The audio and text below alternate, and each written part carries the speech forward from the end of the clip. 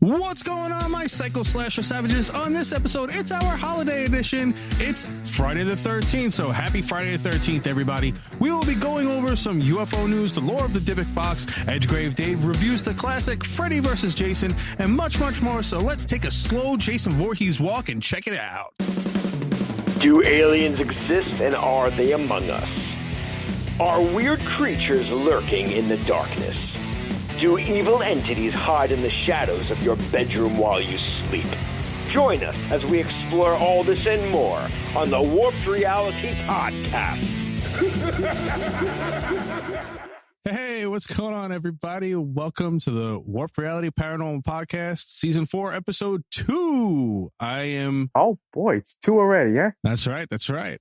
I am Ghost Joe. And I'm Nat-Man. That's right. That's the Nat-Man. It's his second episode, everybody. So, you know, be nice to him. Yeah, please. And I hope you enjoyed the first episode. I know it was like super long, and but you know, we had to give, you know, the Nat-Man a good intro. It was actually a lot of fun. I really enjoyed it. I can't believe I'm actually doing this. So, thank you, everybody, for giving me a chance. And you know what? And he sounds like a natural already. You know, like I honestly. Thank you.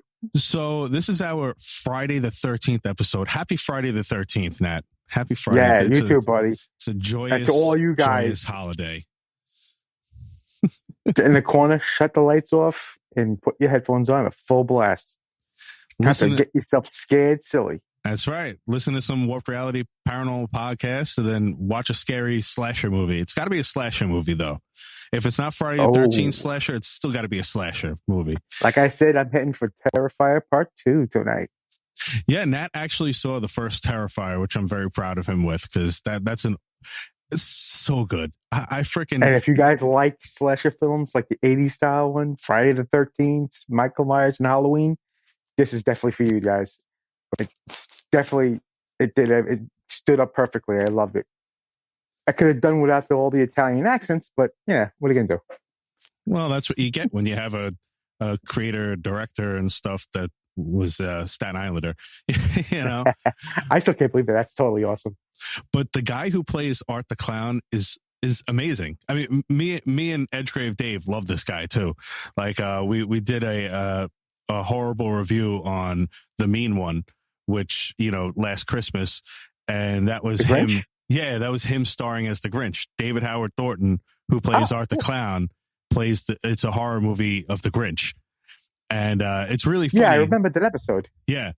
And it's really, really funny because they can't say the Grinch on it. They're not allowed.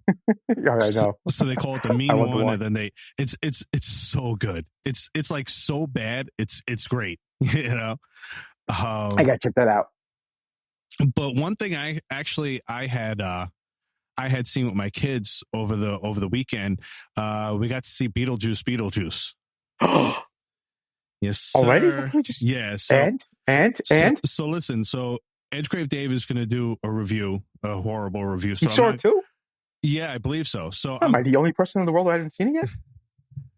Damn. So I'm not going to go into like spoilers and stuff like that, but what I am going to say is I loved it. And if you loved the first one, you're going to love this one too. Michael Keaton is freaking awesome, as he always is. I always loved Winona Ryder, you know, so, and she's great in it. And Jenna Ortega, it's funny though, because Jenna Ortega, she's a decent actress. I don't think she's a very good actress, but the one thing that she has, like, she could sell the scenes with just her eyes. You know, she has a very, like, the stare and like the eyes that she does. It's very you know, it's that same thing when she did the Wednesday Addams thing. Right. She had that look. That stupid dancing was kind of stupid, but the way she had that stone cold look on her face when she was doing it gave you the chills. Yeah, no, I know. And that's what I mean. Like, she could really sell scenes with just the way she looks, you know? Mm-hmm. And I think, I agree. Yeah, I think it's, but yeah, no, I loved it a lot. The one thing I do have to say that I really like too is, I don't know if you knew this, Nat, but the first Beetlejuice movie, do you know that Beetlejuice was only in about 17 minutes of the first movie? Really? Yeah, he was only in 17 minutes of it. This one, he's in it a lot more, which is cool. And, you know, and they do a lot of stuff that you're like, oh, I remember that kind of from the first one. So it was really, really cool. I definitely enjoyed it. I'm definitely going to see it soon. I just haven't had the chance to do it yet. I hear you. That's awesome. I'm glad you guys enjoyed it. I'm glad it's actually good, because I was hoping, I didn't want it to be a failure. I really didn't want it to be a flop. Yeah. And that's awesome. Terrifier 3 actually comes out on October 11th. It's not out already? No, Terrifier 3 comes out in October. So I thought it came out that long ago. No, it's not out yet. So that's going to be awesome when that comes out. Bear with me, guys. I just started with the Terrifier. And you got to see All Hallows Eve also, because that was when art was first introduced. Again, it's not David Howard Thornton, and David Howard Thornton is Art the Clown. Like, he's kind of like Freddy Krueger at this point. Like, nobody else could play Art the Clown now. Just because I don't think anybody can make the faces. I don't think anybody could do that quite like this guy. Just to give a little shout out to the Spirit Halloween stores. My son works at one of them, and that's one of the big displays out right now is the Art the Clown. They're actually really promoting it, so I'm guessing because of the movie. That's awesome. So if you like it, you can pick up a Art the Clown costume. Nat, so I told you I had kind of like a little surprise, right? All right. Here we go. So remember how I always ask people, like to call in with their paranormal experiences? Yeah. I tell them to call 845-600-0744 and leave their, paranormal experiences. So I actually got a voicemail. That's awesome. Yeah. No. It's really, really cool. Hold on. I'm going to play it for you. Hello? Is anybody there? I think you're supposed to leave a message or something. Oh, yeah. So, my story... what happened was... Beavis. Shut up, butthole. He gave me the $3. Sorry. Anyway, one time, I was laying in my bed, and I saw this big black figure next to my bed. Yeah, it was really big. I was trying to sleep. And, oh my God. I thought it was a ghost, but it just turned out to be our neighbor, Anderson. So what I did was I got up and I kicked him. All right, so I'm just going to... Listen. Oh, God. This is what you get when you listen to our podcast. I wouldn't have to do horrible cartoon voices if people would actually call up and say their freaking paranormal experiences. Okay. And let me tell you something, Nat. Let me tell you something. It's not going to get any better than that. It came out good. Okay? I thought it was awesome. Those are the best voices I could do. Those are the best voices I could do. I can't do any. So if you don't want to hear a very, very bad Saul Rosenberg impression telling a fictitious story about a paranormal experience that he had, then please call in at 845-600-0744 and leave a freaking voicemail.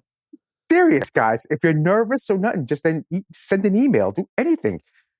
Right, and we'll read it, and it could be totally anonymous. And trust me, we're as silly as we are. We're not going to judge you at all. No, they'll give you your 5 minutes of fame. Come on. That's absolutely right. And yeah, so please do it, because I don't want to do that again. I tell you, ever since my first episode, I'm already giving autographs everywhere I go. That's right. Totally cool. That's right. If you want that 5 minutes of fame, make that phone call. Send in that email. No, seriously, guys. We really want it. We really want your stories. We really want to talk to you about stuff. Just do your part and send the email in. Give us a good story, and you'll be on the air with the rest of us. Absolutely. So, I guess we're going to get into some UFO news. UFO sightings have been actually picking up lately. There was a UFO spotted over the town of Fort Edward, New York, approximately 200 miles from New York City, by a pilot and his co-pilot as they were dropping off military people after their basic training. Around 4 a.m. on August 1st, while flying over some farmland, the co-pilot pointed over near some mountains and asked, saw some green light that was hovering over the mountains. It was like a solid green light, cigar-shaped craft, and they witnessed it for about 10 minutes. At one point, it went from a mile away to only 500 feet away from them. Wow. It's super close, Were they able to get a picture? And I don't think so. Because, they were doing their mission, you know what I mean? So I guess they weren't really able to. But it said that its lights eventually shut off and it disappeared into the night. The pilot didn't report it to the supervisor, because they don't want to be talking about that. But there is a reporting agency for military and for, law enforcement and stuff like that, called NUFORC, NUFORC, which that's where they reported it to, for their sightings and stuff. And you could do that anonymously. So, so I thought that was pretty cool. And that's not the first time military has come out and said that they've seen things too, which I think is pretty amazing, that they're actually the ones coming out. That's right. And actually, that's pretty damn cool. Close up to that. That's pretty freaking neat. We're not going to talk about politics on stuff on here because I don't talk about politics and religion. But one thing, if you're undecided about who you want to vote for, one thing that actually just came out a couple days ago is that Donald Trump had said that if he gets reelected, then he's going to declassify all of the UFO stuff that the Pentagon has. On the opposite side of the country, many reports of a cluster of UFOs were spotted in Palmdale and Lancaster, just north of LA. As reported, and many people had reported seeing these objects on their Ring cameras Awesome. and their neighbor's app. And I believe that there are pictures and videos of that. I could probably link them to the show notes if you guys want to see them. They claim to see a hovercraft-like saucer making erratic and jerking movements in the sky. One eyewitness stated, "Me and my daughter were hanging out in the backyard when we both thought we saw a shooting star falling east. It stopped very abruptly and zigzagged going north."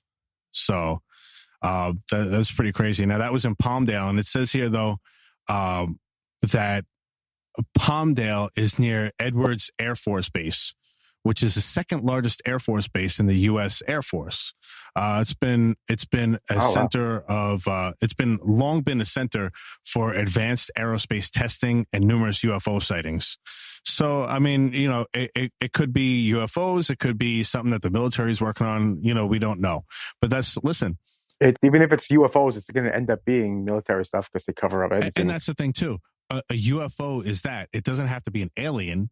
It's an unidentified flying object. We don't know what it is. So It could be government. Okay, just to mention, I did see something. Now, I'm going through some things in my life right now, so I could be wrong with what I remember.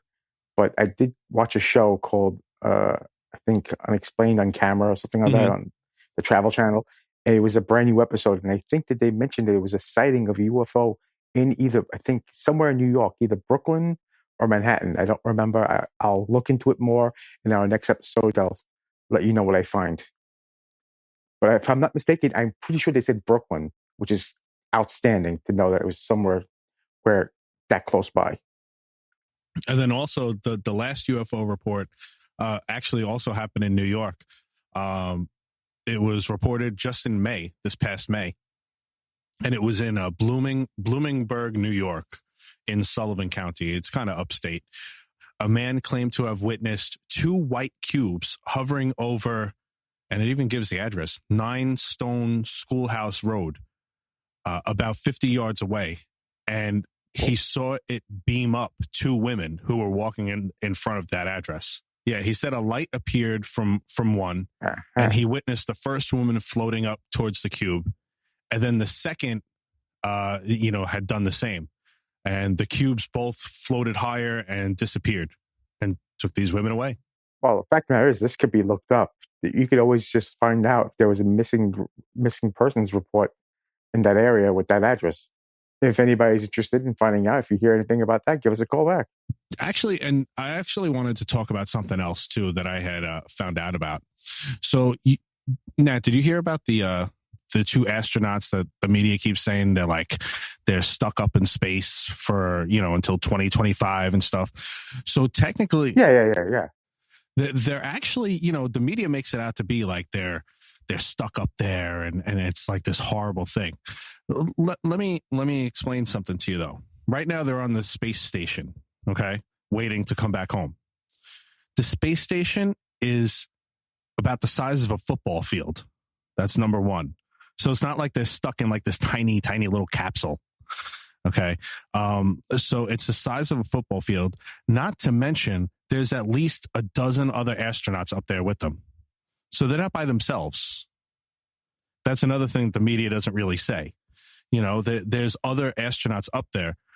Yeah, but I always thought that anyway. I had a feeling that was the way it was supposed to be.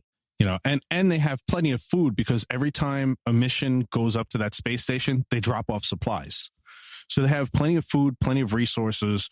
They're just kind of on an extended vacation at this point, waiting to come back down to Earth. So it's not like they're in dire straits or they're in distress or anything like that, because they're really not. No, but there's a big difference between going up there for 6 days and then having to stay there 6 years. I mean, I wouldn't mind a vacation. Up in space? Yeah, why not? You know, why not? Be fun. How about we go on to some paranormal news?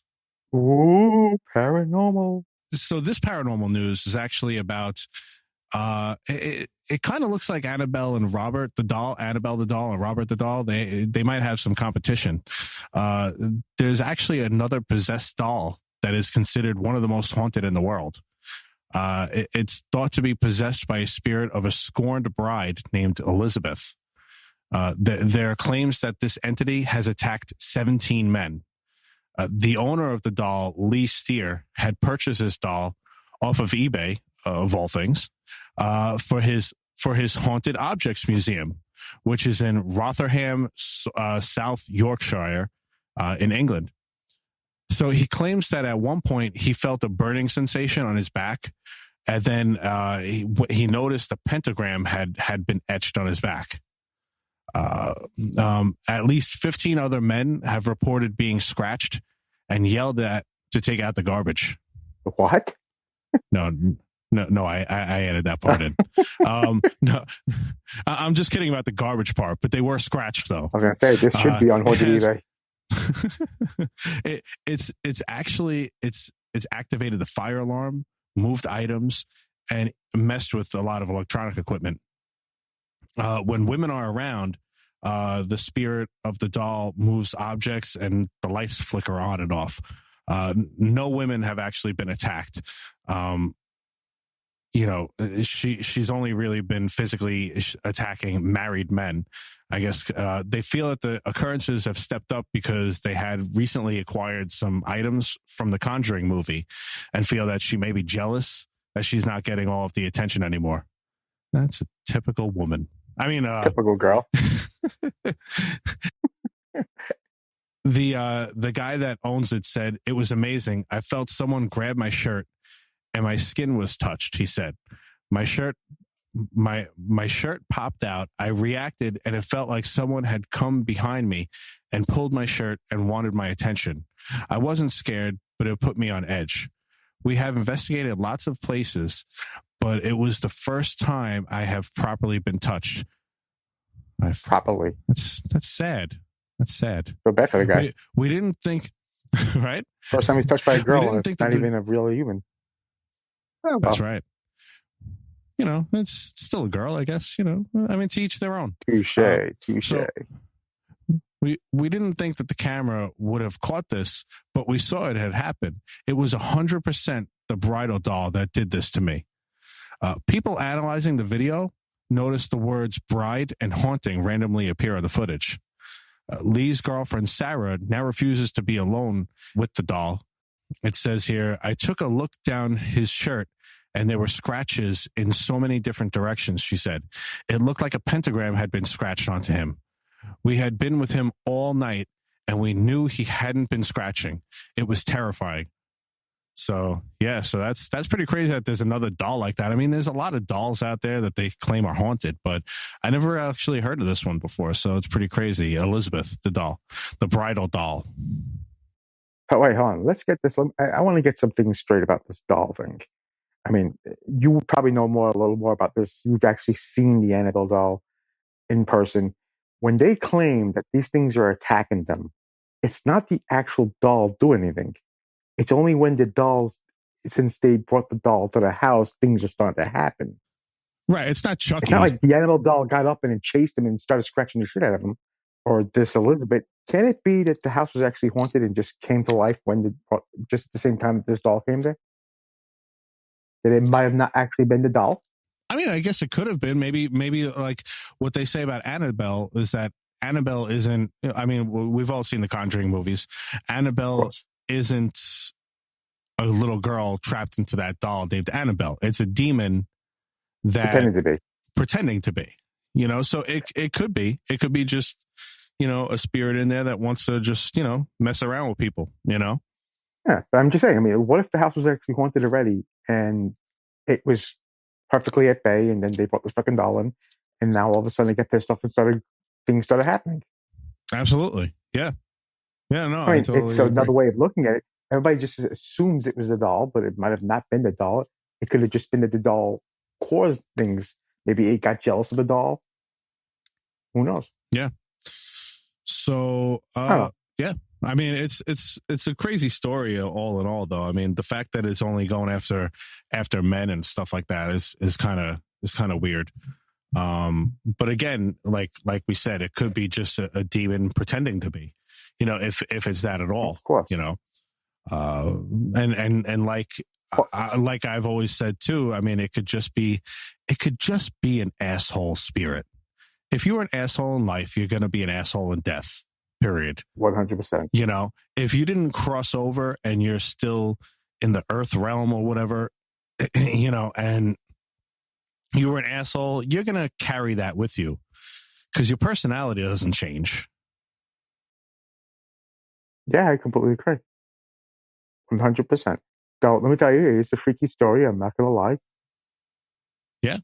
I mean, I can't see why they don't get rid of the doll. Well, because I guess it's attracting a lot of people to their, you know, haunted objects museum. And, you know, it's, I'm sure it makes for some good stories. 100%. But I would not have a haunted paranormal museum anywhere near me, I guess, you know. It's well, I guess if you take all the proper channels, I mean, like, you know, as much as we can't believe every story you hear, the Warrens always had a priest come and did some sort of prayer rites or something like that. Yeah, they took proper precaution. If you're smart enough to know enough to do stuff like that, then I guess it could be safe. Yeah, well, I mean, every time that they move Annabelle, they have to say prayers and stuff like that when they have to remove her from her case and put her, you know, for transit to go somewhere else. They always say some kind of prayers and some kind of, you know, protection, you know, prayers, you know, to protect themselves.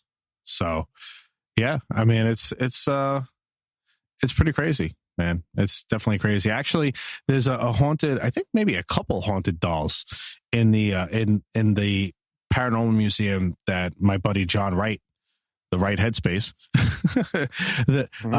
where he works, because he works there every Sunday, and that's actually where I met him at this at the Pine Bush Paranormal Museum, UFO and Paranormal Museum in Pine Bush, New York. Wow! And there's a little haunted shack. They call it the Paranormal Shack, I believe, and it has a whole bunch of haunted items in there, and there's a few haunted dolls there. So it's pretty creepy in there. I'm not gonna lie. I wanted to sit next to one of the haunted dolls. You actually went into the shack? I did actually. Yeah. How did it feel? Heavy? Yeah. I mean, definitely. You know, when I tried lifting it, it was definitely a shack. It was made out of solid wood, Marty. And no, no, it definitely, it definitely felt. It definitely felt like there was something going on in there. I'm a glutton for punishment, and I actually wanted to sit next to the haunted dolls, and I guess I probably could because I know the people that run the place, right? But there were other people on my tour group, so they ended up sitting next to the freaking doll that I didn't get a chance to.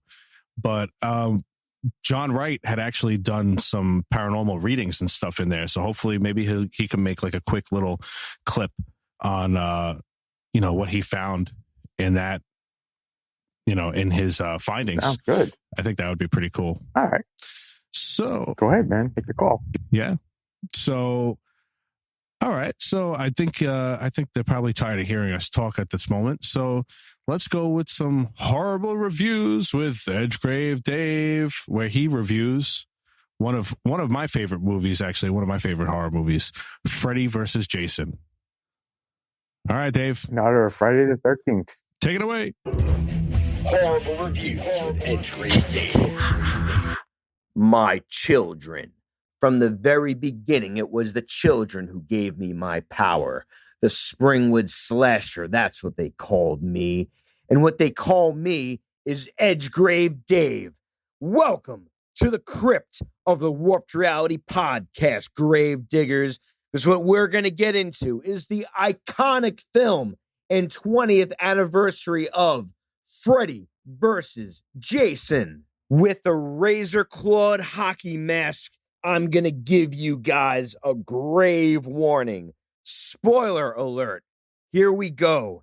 Starting in some of my earliest years as a horror fan, I could have only dreamed in my nightmares of two iconic characters coming together in one movie. It's something where I knew kids from middle school who had fan fiction before there was the internet, before this was even a thing, wondering if something like Freddy versus Jason would ever come out and see the light of day. Honestly, at that point, it wasn't even a reality. It was just pure fantasy. It's like, what if we had Batman and Spider-Man? Or what if we had the Terminator and an alien? Actually, I think there was a Super Nintendo title of that name. But it happened in 2003. And man, what a long road to get there. Starting back in Friday the 13th, Part 7, New Blood in 1988, there were actually plans to have a crossover. I mean, at that time, Jason was owned by Paramount Pictures. Freddy had New Line Cinema, which was the house that Freddy built. And they just couldn't get it done at that time. They just couldn't get it off the ground. It wasn't until we have 1993's Jason Goes to Hell, the final Friday, that we caught a glimpse of what could be. When at the end of that movie, and again, another spoiler alert, you have Freddy's glove rising from the dirt and dragging down Jason Voorhees' hockey mask all the way down to hell. It wasn't until 10 years later that we did receive this film. And what an absolute treat and feast for the eyes and soul that it was. Actually, looking back, there was an Alien versus Predator game on the Super Nintendo, but nonetheless, we did have Terminator games. And you know what? After this film, we actually had Alien versus Predator movies. So, you know what? Crossovers were really something that, got kind of hot for a while. Unless if you want to go all the way back to the Universal classic films where you had Dracula and you had Frankenstein. I mean, what an idea that this was. And in 2003, there was a nightmare of my very own. There was actually a big blackout. I believe it was called the Blackout of 2003. There were even T-shirts of this. And of course, it happened right at the opening of this goddamn movie. And I believe if you were to ask my buddy Bill, and also Ghost Show might remember this too, it was like there were big plans to go and see this movie, and then movie theaters were actually shut down. I was so disappointed. But the second that it was, time to go and see this movie, which I'm going to say maybe a week later, I had the opportunity to go and see it. Man, this film did really, really well. One of the things that I found really interesting about this movie, and maybe one of the disappointing factors of it, is that while Robert Englund did don the fedora one last time here, Kane Hodder was actually not Jason. You actually had Ken Kersinger. And the reason for that, that was always something that everybody thought would happen. I know that Kane was extremely excited to play this role, and I don't blame him for it. But I believe that it was based on the height difference here, guys. I mean, if you're making movies and I guess that you want a substantial difference between Freddy and Jason, I guess that it did make sense, but we all wanted Kane. This is not to take anything from Ken Kersinger away. I thought he was a phenomenal Jason. I thought he had a great look in the movie. And some trivia for you that you might not know. In 1989's Friday the 13th, Part 8, Jason Takes Manhattan, there's a scene when they go in the diner, and one of my favorite quotes, "Welcome to New York." You actually have a guy that tries to stop Jason from killing people. I think he's like one of the chefs or cooks in the kitchen, and he just kind of gets thrown. And that right there was actually a movie that he was in. I also did hear that he did act or serve rather as a stunt double in certain scenes. So that's actually pretty cool that in a way you have an alumni. This was directed by Ronnie Yu, who, he had a lot of interesting Hong Kong Chinese movies. He brought in a lot of gore. This was written by Damian Shannon and Mark Swift. This was just such a great crossover, guys. This had Monica Keena, Jason Ritter, Kelly Rowland, actually, Chris Marquette. Of course, as we mentioned, Robert Englund is Freddy Krueger and Ken Kersinger, as if I have to say that again. So the movie starts out with a fantastic monologue. And this is also one of the few times that you get to see Freddy Krueger. I always called him Fred Krueger in his human form, where he has a monologue about being the Springwood slasher. And they actually show clips from several Nightmare on Elm Street films. And they show how Freddy was weakened and how he was killed by Nancy and Alice and all these characters. Some other trivia for you guys. When they show the Freddy snake from Nightmare 3, the Dream Warriors, it's actually pink. And I tried looking everywhere on the internet for this, if anybody discovered this, and I really couldn't find anything. I remember that they covered it in some kind of green paint. I think it looked too phallic or something like that back in 1987, but they, sure did show that scene for a second. Maybe it was accidental, but super cool nonetheless. And you have Freddy that's now trapped in hell from the events of, I guess, Freddy's Dead. And then when Jason goes to hell, literally, when Jason went to hell at the end of Jason Goes to Hell, as I just stated earlier, they do meet up. Now, Freddy draws his power from fear, okay? With this fear, he can't come back if people aren't afraid of him. This goes all the way back to Nightmare 1. So he needs a vessel. He needs somebody to kill for him, and he uses Jason Voorhees, which I think is a brilliant idea. He sends Jason to kill the children of Elm Street, and Freddy is like a cancer there. You can't even say his name. He is erased. And then once there are a series of kills and the main character, Laurie, says his name, just like that, Freddy starts to regain power and he comes back. But there is a police officer that is actually from the Crystal Lake section of these horror movies, and he believes that it might be Jason. If I have one criticism, I did also look into this. Jason had 21 kills. Or rather, there were 21 kills in this movie. Jason killed 20 of them. Freddy actually kills one person. Isn't that amazing? I mean, the Nightmare series never really had high kill counts to begin with, but the way that he scares and tortures people is just excellent all on its own. But I just found that very interesting. Jason just slashing away and all these people. I mean, for part of it, Freddy does lose power, but I actually found that as kind of interesting, and what it would have been if maybe he would have killed a few more people.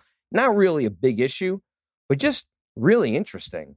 But again, the acting, the fear factor, the scare level of it, the gore, all makes it totally worth it. Now, I know what you might be thinking here. Who's the winner, right? That's what everybody was thinking. I would have these conversations back in school where it's like, well, you know, Freddy can only get you in your dreams and Jason kills you for real. So how would that work? You know, would Jason have to go to sleep? Well, I'm not going to tell you the exact answer to that. You'll just have to watch it for yourself. And I implore each and every one of you to go into your own crypts and view this movie, and you'll find out the answer. But it's very interesting how in a lot of the Nightmare series, Freddy is kind of pulled out of the dream and into the real world. There is an element of that that does happen, and it does play into the story. It's also very interesting how close that Crystal Lake is to Elm Street. I mean, is it like, you know, you're kind of crossing from, I'm going to give an example of New Jersey into New York, or, you know, maybe it's a little bit closer, like there's one part of town and you're walking down. I mean, that's really very interesting. There's a lot of psychological kind of backstory in a way as to the elements that could harm these characters. Freddy has fire, Jason has water. How can we use that? That I really liked a lot. But then I was also thinking how there's been fire in other Freddy movies, and there's been water. Jason's clearly in previous movies gone in the lake, but still, you know, they use that. And maybe there really was a fear that Jason had of the water because he did drown after all. And it really kind of dives into that. I love the story. I love how Hypnosil, which is a fictitious drug that prevents you from dreaming, that's used in Nightmare 3 and the Dream Warriors, how that was brought back. I mean, there were just so many nodes to kind of previous elements of films, yet you really didn't have any previous film characters. That, for me, would have been the one thing, if I could say, you know, maybe it was like a movie studio issue or something like that. Bring back Nancy, bring back Alice, bring back Tommy Jarvis from the Friday series, you know. But, I mean, it still worked out either way. And continuing onward from this, there are actually comic book sequels and stories where they actually did bring those characters back. There were even talks of a Freddy versus Jason versus Ash for whatever reason. I believe that Bruce Campbell didn't think that a crossover might really work with the Ash character. Maybe he thought, you know, how could he fit into all this? You know, how could he, you know, even stand a chance? I don't really blame him for that. I think to protect the series, maybe that would have been a little bit too campy or maybe far-fetched, but it's still an interesting idea. You know, not getting too much into Jason Goes to Hell, but there is an Easter egg of the Necronomicon, the Book of the Dead, that's actually in that movie. That is a story for another day. That is a really wild movie on its own, and there are, you know, many things about it that maybe people didn't like, but that ending did bring it to Freddy versus Jason, so that I do find really excellent. I love the pace of this movie. The special effects are bar none excellent, especially for 2003. You know, things were really getting like a bit more modern. It had a killer heavy metal soundtrack, actually, which I still do pop on to this day. You know, you had Kill Switch Engage, you had Mushroom Head, you had Typo Negative. You know, it seems like a lot of people were making appearances on this. Slipknot had a song on there. I believe that you even had Stone Sour. I mean, you know, it was really sort of modern in its time. It became very popular, but I'm not going to tell you who the winner is, although it is kind of a bizarre ending, but it is an ending that does leave you from wanting more nonetheless. So as far as the Edgegrave Dave rating system, I really want to give this a 5 out of 5 graves. I mean, I feel that it deserves it, but maybe the only reason that prevents it is you sort of have this kind of trick ending that could have led into other things. And I would have liked to have seen other characters from the franchises before it. But I think because, again, you had Paramount Pictures that owns the rights to the first 8 Jason films, and then you have New Line Cinema here that produced this movie, actually, and all the Nightmare movies, that might have prevented it. But it really is, to me, a really fun, near perfect film. And because of Kane Hodder not being in the movie. But, you know, once the actors are selected to play these parts, you really can't complain about it once it's going on, once the movie's already in production. So I can't really rate it based on the actor. But I will tell you, everybody put in their all, and I think that they all did a really phenomenal job. So let's go to sleep and take a little swim in the lake, because we've got a gigantic mammoth battle ahead of us. And even though that it happened 20 years ago, it still feels like yesterday. So have a great one out there, my friends. Cheers, grave diggers. And Ghost Joe, if you pop on this movie, hey, let's break out the popcorn sometime soon. Later, kids. Thank you, Edgegrave, for that awesome review, as usual. Thank you, sir. You're the man, Dave. You're the man. And, you know, the Nat-Man knows Dave, too, because we've all been in a band together, the three of us. I think we said that in the first episode, but the first episode was really long, so you probably didn't listen to the whole thing. I wouldn't listen to me for an hour and a half. Yep. But I would. Well, thank you. Thank you, Nat. I appreciate that. Anytime. No, I'm not talking about you. I'm talking about me. Oh, no. Jerk.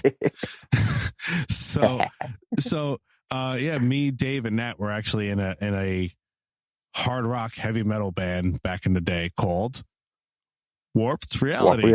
So yeah, it's it's a family name. It's a family name. We keep it in the family. It's gonna be a household name soon. That's right. Hopefully we could do more with that name. That'd be very cool. But you never know. That movie, Freddy versus Jason, it's funny because most of the time those kinds of movies don't work. You know what I mean? Most of the time I don't know. The Predator versus Alien was pretty good too. I don't know. I mean, I never seen it actually. I didn't see the whole thing. I just saw a majority of the ending, and I thought it was pretty good. Yeah, I don't know. Like I felt like Freddy versus Jason. What I loved about it is that they really kept true to both of those characters in the movie. You know, I mean, yeah sure. It was a little. I guess the plot was kind of silly, you know, here and there, but I love the kills in it. Actually, one of my favorite kills, I believe, was from that movie. One of my favorite Jason kills. Which one? Okay, so it was the one where I believe, I don't know if these two people were. I wonder if it's the same one that I remember. I don't know if they were fornicating at this point or if like the girl got up to go use the bathroom or something.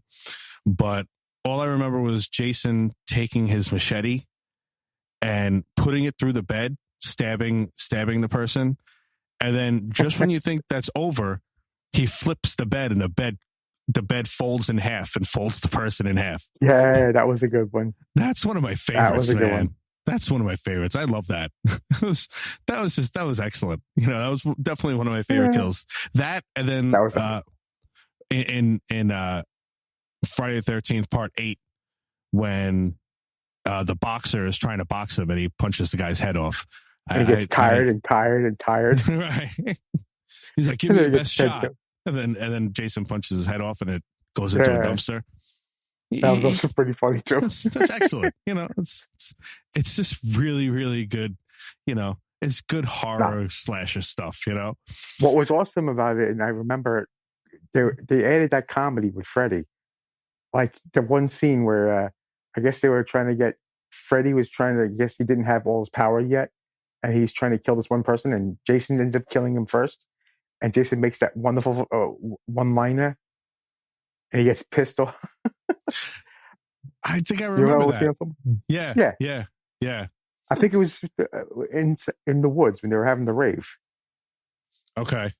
Yeah, it's been a long time since I watched that movie. I'm gonna have to rewatch it but I remember, it's one of my favorites. Yeah, I just remember there was a scene, and Freddy was about to kill someone, and Jason ends up killing him in real life instead of dream world, and Freddy gets freaking pissed off. Right. Yeah, I mean, and that's what I believe. Freddy versus Jason. If I'm not, well, I'm sure Edgegrave must have said it on his thing because I didn't listen. I'm sorry, Dave. Now I just gave it away. Anyway, you know, obviously Freddy I know that the other guy played Freddy Krueger, but Robert Englund is Freddy Krueger. I don't care what anybody says. You know, there's nobody else that could play that quite like him. No, and I know I'm going to get flack for this. You're absolutely right. Robert Englund he's Freddy. But I did enjoy the movie. I don't think it was horrible. I just think he wasn't as good as Robert, but I did enjoy the movie. Mm-hmm. Mm-hmm. I don't mind it. The only remake, and I know I'm going to get a lot of flack for this, that I didn't like was the Chucky one. I hated that movie. I hated it with a passion. I didn't see it because I think he looks stupid. He looks gay. Yeah, he looks so gay. Super gay. I don't care what anybody says. The movie was retarded. You can't say that. Oh, I know. I forgot. I'm going to offend so many people. Scratch my ass. It's like our 50 listeners. We're an all-inclusive podcast, okay, everybody? Don't listen to Nat. He's fired after today. Nice knowing you guys. that was very short-lived, Nat. Oh, whatever. So that was horrible reviews, you know, and thank you, Edgegrave, for that awesome review. He always has great reviews. The Dybbuk Box, right? It's from Jewish folklore. I might have touched on it in past episodes, but never really went into detail about it. I know I had actually done a horrible review on a movie about the Dybbuk Box also, but it's Jewish. What movie was it that you saw? Don't put me on the spot, man. See, this is why he's fired, everybody. He's done. He's done. Oh boy. And he's not and he's not getting the last paycheck either. He's not. That's it. It's over. Paycheck.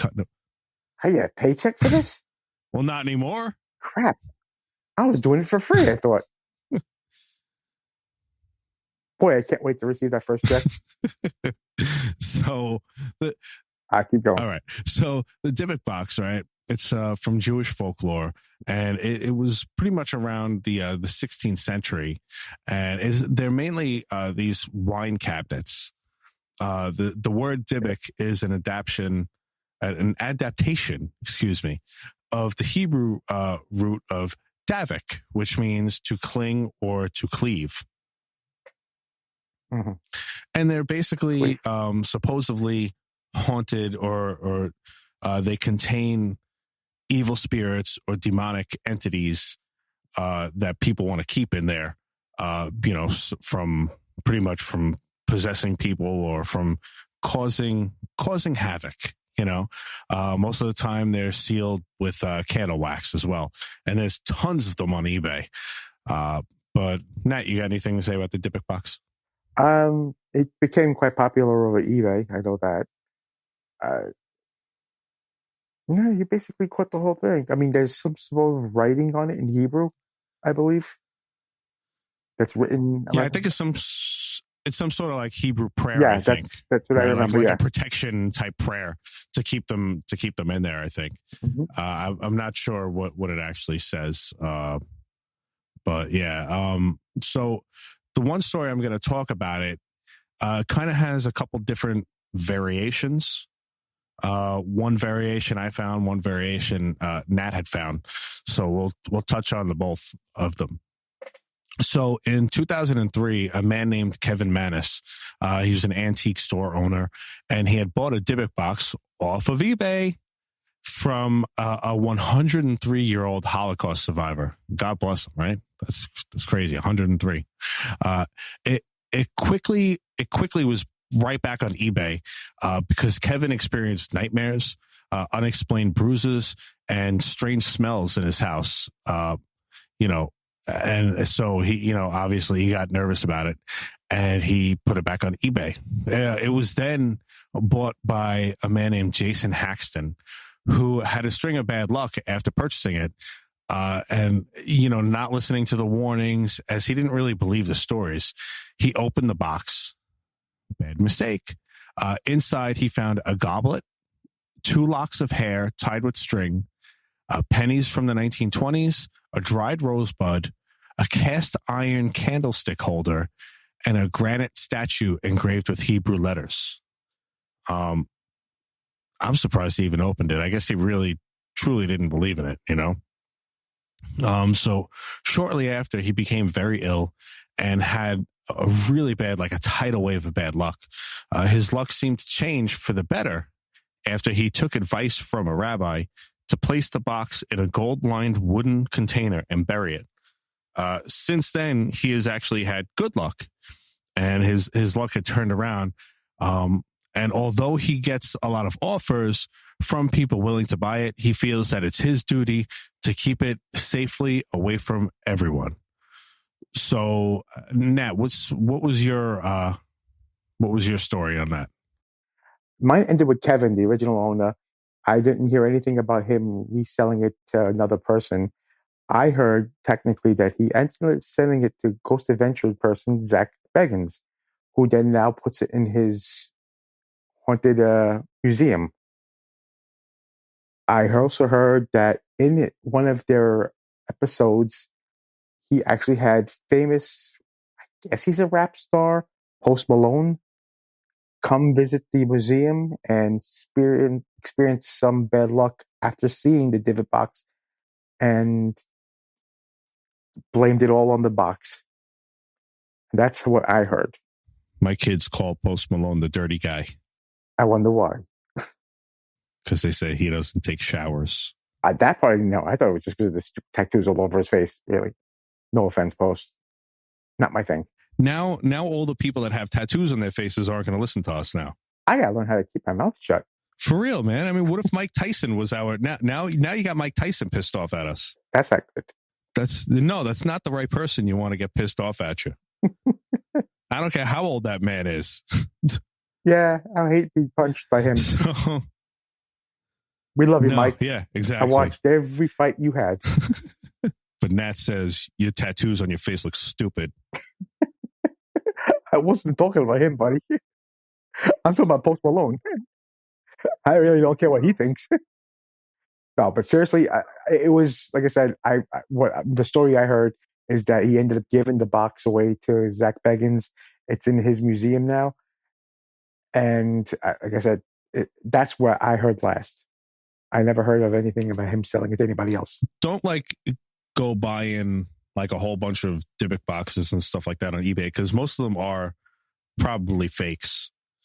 Just be wary when you see one, if you want to buy one, whatever, and just don't open it, because whether you believe it or not, why are you going to buy something that you might not believe in and then kind of mess with it? Just keep it for like a conversation piece if you want, and just leave it wax sealed. Okay, that's probably the best thing you could do. Look, even if you are a firm believer and you do purchase these things, do it the correct way. Learn as much as you can first. Don't go out saying, "Oh, this is the cool thing to do," or "I saw this on TV. It was on the Conjuring movie," or whatever the hell movie it was, and go out and buy the first thing you see, because these things, if you believe in it, you'll know, can be dangerous. Absolutely. Make sure Absolutely. And we are not promoting anything. We're not telling you to go buy them. We're not telling you not to go buy them. It's entirely up to you. Just if you do, take proper precautions and make sure that, it's safe enough to be in your home. As of Dybbuk boxes, though, I have heard that there is 4 movies based on these stories. If I'm not mistaken, the story of Kevin's version is a movie. I think it's called The Possession. That's the only one I know that is actually in English. There are 3 other movies, I think, that's in, I guess, in the Jewish language. I'm not really 100% sure what the language is, but since it is a Jewish story, I do believe it's in that language. But Possession, I think, is the one that's in English. So that's a little bit of history on the Dybbuk box, and so I hope you guys enjoyed that. And let's see, let's go on to some cryptid corner, Nat. And right now, it's a quick cryptid corner, by the way. I haven't done a cryptid corner in a while, so this one. Okay, so cryptid corner is when I talk about cryptids, like a Bigfoot, and I'll usually try and pick some off the wall ones, or some ones that, like I've done the Bigfoot ones, I've done the Jersey Devil ones. So this one is called the Owl Man of Monin, and it's a local legend of the people from Cornwall, UK. Many have spotted a large human-sized owl flying over the church tower of Marwyn. It's said to have red eyes and claws like a blacksmith's pincers, so very, very sharp claws. The first sighting was back in the 1920s by two young boys who were chased by a large winged creature. The next sighting was actually 50 years later in 1976 by two girls, 12-year-old June and 9-year-old Vicky. And as they were camping with their family for Easter holiday, they were so frightened that the trip was actually cut short 3 days. Yeah. There was another sighting 2 years after that. Then in 1989, 1995, 96, 2003, and even as recent as 2009, which doesn't seem too recent, but to us old guys, 2009 was like yesterday. So some killjoys seem to think that it may be a Eurasian eagle owl that has red eyes, stands about 30 inches tall, and has a wingspan of 6 feet. Or it could be an escaped great gray owl, which stands 4.5 feet, has a wingspan of 2 meters, and huge talons. But no. It's definitely the owl man. No, it's not any of that stuff. It's definitely a man owl. Yeah. So that's Cryptid Corner, Owl Man. Now you're talking about, now that you've mentioned animals, I saw something on some TV also about this is not like, I don't think this is considered a cryptid, but it was a kind of a freaky story where a farmer ends up cutting the head off of a chicken, and the chicken actually stayed alive, headless, for over a whole night. He decided to leave it alone and let it die on its own, went to bed, woke up the next morning, and it was still walking around alive without a head. Wow. Well, that's creepy. Yeah, I've heard that they still run around for a little while, for like a few seconds. But this was for a whole night. He cut his head off. It was still walking around, felt bad to do anything to it, left it alone, came back to the, hold on a second. Where they have all their chickens. He felt bad about doing something for a chicken that he chopped the head off of. I know, dude. It's weird, but he I know I chopped the head off of this thing, but now I kind of feel bad, because now he's running around looking for his head off, and he can't eat nothing. Around. It's still walking around. You got to admit, why would you want to? That's crazy. I know. And he said he came back there the next morning, and the thing was still running around, still just moving around the hen place or whatever the hell it's called. And I got to find out more about that also. Yeah, that's creepy though. That's crazy. Come on. Anyway, I just thought that since we were mentioning animals, owls, it just popped in my head. So the last thing that we're going to talk about now is we're going to do an I read it on Reddit.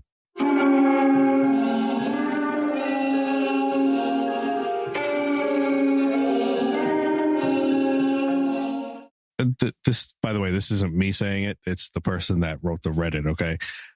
So since, and it sounds like they're like a millennial or more than that. So I'm just going to say it like in their way. So since now you're going to have all the millennials hit you. That's right. And you know what? Maybe I'll even read it like that. You're Hold fired, on a second. Joe. So since I was like 12, I've noticed this dark figure just standing in dark areas of homes and darker areas outside. And it looks exactly like a child, like 6 to 7, because of how tall it is. It's never given me a bad feeling like it wanted to hurt me, but it has scared me a few times. And I think it's low key enjoys to get me spooked sometimes. It's never tried to communicate, and I've never really tried. But there has been some weird occurrences that happen while guests were around. Papers flying, like someone had just smacked them. Which side note, that happened to me, not with papers, but with a remote control. I found a book I was reading in a spot that I've never put it before. I asked my boyfriend if he had moved it. He said no. My boyfriend's stuff gets moved, and our dog often stares at the door, and the hair on its back stands up. It honestly looks like a little boy or maybe a girl with shorter hair. And like I said, it never gave me the impression that I wanted to hurt me or my family. And I'm not the only one who has seen him. I invited a friend of mine over, and he spent the night. Now, my friend is like all into this spirit stuff, like spirit boards and tarot and all that good stuff. He started freaking out, saying he saw a kid in my kitchen right behind me while we were using the spirit board. Don't just use the spirit board, people. Please, please. He got up and turned the lights on, and there was nothing. He then gathered all of his stuff and left at 4:30 in the morning and called me the next day, still freaking out and crying, telling me about the little boy. I've since started calling him Aiden. Okay, that's a real millennial name, by the way, too, Aiden. I think he's cool. I think he's cool with it because nothing has happened the past few months, but he has followed me when I moved out of my parents' house and into my boyfriend's. Other than that, I haven't seen him for a while. So, I mean, that's a shadow, like a shadow figure. Now, mind you, if this is a real thing, as the Warrens had taught us, it may not be a child at all. You know, it may be something worse, you know, that's because what's more vulnerable than a child, you know? So they put themselves out to look like a child so you could trust it. That's the whole thing about the black-eyed children as well. Not the ones that are in shelters, the like the demon black-eyed children. And I figured that. Yeah. So I'm sorry, that was in poor taste, but oh well. We're getting canceled. I don't even think podcasts could get canceled, but I think we're going to get canceled. So, no, but that's... And then we'll come back. We'll always come back. So, yeah, I mean, just don't play around with those Ouija boards. They're bad news. Unless you're my buddy, you know, Chris Whitehouse, that knows how to use it, and you've been trained on it, and you've done it a million times, and you know how to clear it and set it up and all this stuff and protect yourself from things. Don't mess around with it because, again, it's just like the Dybbuk box. Why are you going to mess with something that you don't know anything about? You know, it's just kind of stupid. I said before. Even if you don't believe in it, there's always that chance that it could be real, and you might be inviting something that could be extremely dangerous, that could harm you and other family members. Yeah, I mean... Play it smart, kiddo. Yeah, I mean, it's also like, for example, you know, there's always where there is like some fiction and stuff like that. The fiction came from somewhere. There's always some kind of truth embedded somewhere in there. So you never know. You never know if what you're actually experiencing, what you're actually real, you know. So just be careful with that stuff because the Ouija board can, you know, bring something out and it could latch onto you. Then you might have a ghost watching you go pee all the time. And, you know, that's kind of invasive, you know.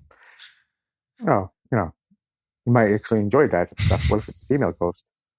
Okay, now we're getting into some territory. Yeah. How you doing? Oh, boy. All right. So that's going to do it for this show. And, you know, thanks for listening the last 3.5 years, everybody, because this is probably going to be our last show. Oh, wait. We have some news, don't we?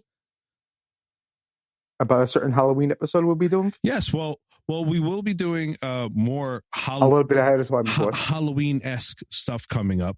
And our next episode is going to feature the top 10 haunted, I guess you could say, attractions from around the world. Our top 10 that we've put together. And a few honorable mentions that, you know, of others that we know about as well. So please stay tuned for that. We're going to have some more haunted stuff coming up, some more paranormal news, UFO news. Edgegrave Dave is going to have a great horrible review coming up soon. I'm sure John Wright's going to have his thing. And next week, we will have some haunted eBay as well. I know everybody likes that segment, but, things happen, and we had to skip it this week. So sorry. But yeah, so. We are human. We do have lives. We have families and everything. That's right.